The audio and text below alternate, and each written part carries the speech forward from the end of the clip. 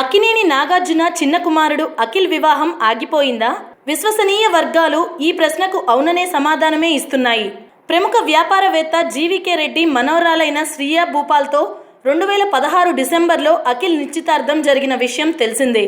తేదీ ప్రకటించకపోయినా ఈ వేసవిలోనే రోమ్లో ఘనంగా పెళ్లి చేయడానికి ఏర్పాట్లు జరిగాయి. అతిథులకు టికెట్లను కూడా బుక్ చేశారు.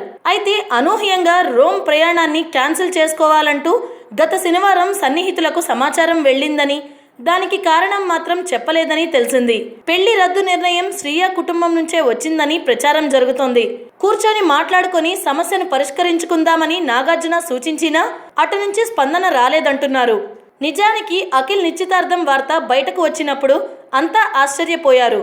కారణం అప్పుడు అతని వయసు 22 ఏళ్లు కావటం. శ్రియా అతని కంటే 4 ఏళ్లు పెద్ద. నిశ్చితార్థానికి 2 ఏళ్ల ముందు నుంచి ఇద్దరూ డేటింగ్ లో ఉన్నారు. న్యూయార్క్ లో ఫ్యాషన్ డిజైనింగ్ కోర్స్ చేసిన శ్రియా సోమ్ అనే లేబుల్తో డిజైనర్ డ్రెస్సులను రూపొందిస్తోంది. మరోవైపు అఖిల్ కథానాయకుడిగా పరిచయమైన అఖిల్ సినిమా 2015 నవంబర్లో విడుదలై బాక్సాఫీస్ వద్ద ఘోరంగా విఫలమైంది. ఇప్పటి వరకు రెండో సినిమా పట్టాలెక్కలేదు. డిసెంబర్ 9న తమ నిశ్చితార్థం జరగబోతున్నట్లు అఖిలే తనకు చెప్పాడని నాగార్జున మీడియాకు చెప్పారు. దీంతో నిశ్చితార్థం, పెళ్లి విషయాల్లో నిర్ణయాలను అఖిల్ శ్రేయ తీసుకున్నట్లుగా అర్థమైంది. ఇటలీలో పెళ్లి చేసుకోవాలనేది వాళ్ల నిర్ణయమే.